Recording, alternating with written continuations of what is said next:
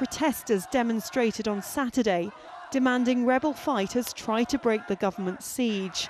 Syrian state television has reported that at least 10 people have been killed in a government-controlled neighbourhood. The US Secretary of State says the plan agreed in Geneva could be a turning point. It should begin with a cessation of hostilities on Monday and, crucially, open up humanitarian corridors. And if the ceasefire holds, the rest of the plan will go into operation, which could see the grounding of the Syrian Air Force, an end to indiscriminate bombing and joint cooperation between the US and Russia in the fight against ISIL and the group formerly known as Al-Nusra Front. The Opposition High Negotiations Committee says there should be military action if government forces violate the truce. You hear skepticism from the ground, and I think this is fully justified.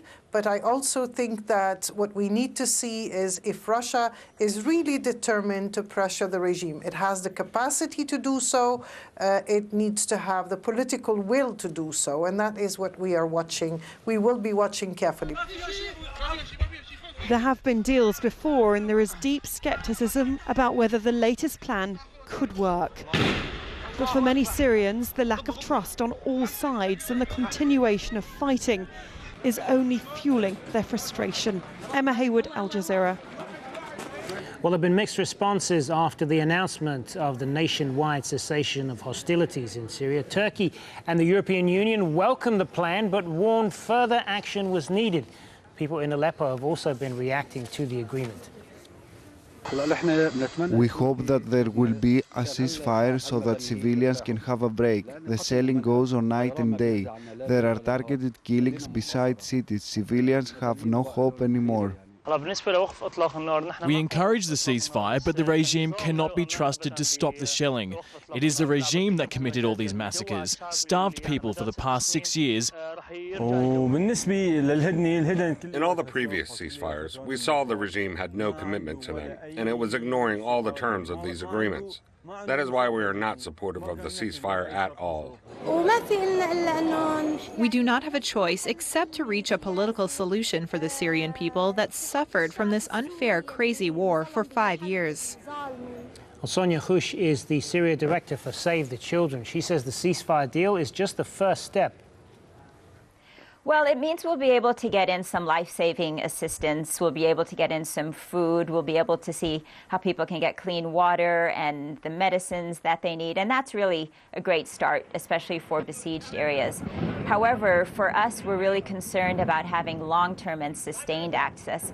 We're really seeing horrific mental impacts of the siege on children. In Madaya, for example, we've had reports of up to 15 suicides, and these are people who prefer suicide to what they consider a slow death. So getting in the life-saving assistance is great, but there's so much work to do on so many levels, and that can only be addressed by longer-term programs. So we really need the ceasefire to hold.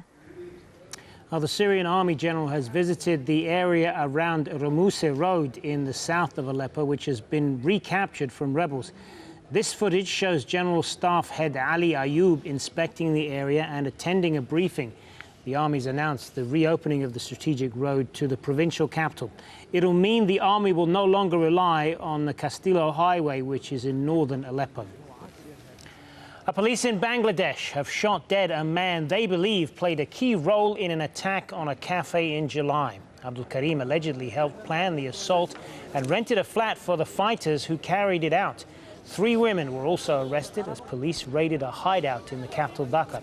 ISIL claimed responsibility for the cafe attack, which left 22 people dead. At least 23 people have been killed in a factory fire in Bangladesh. Firefighters had struggled to control the blaze in the industrial town of Tongi, just north of the capital Dhaka. Emike Emolu has more. As the sun goes down, reality sets in. But they pray anyway. Parts of this multi-story building near the capital Dhaka collapsed after an explosion. Rescuers may not find all of the dead. At nearby hospitals, doctors are trying to identify recovered bodies. We were looking for the body in another hospital since morning, but just now we found the body here. In a few hours, the Muslim Eid holiday begins. Many people would have been preparing to have time off with their families. The explosion happened at 6 a.m. during a handover between staff. In the morning, when I was going to work, I heard a loud blast and later I saw this part collapsing. Some of those finishing night shifts may not have made it out on time.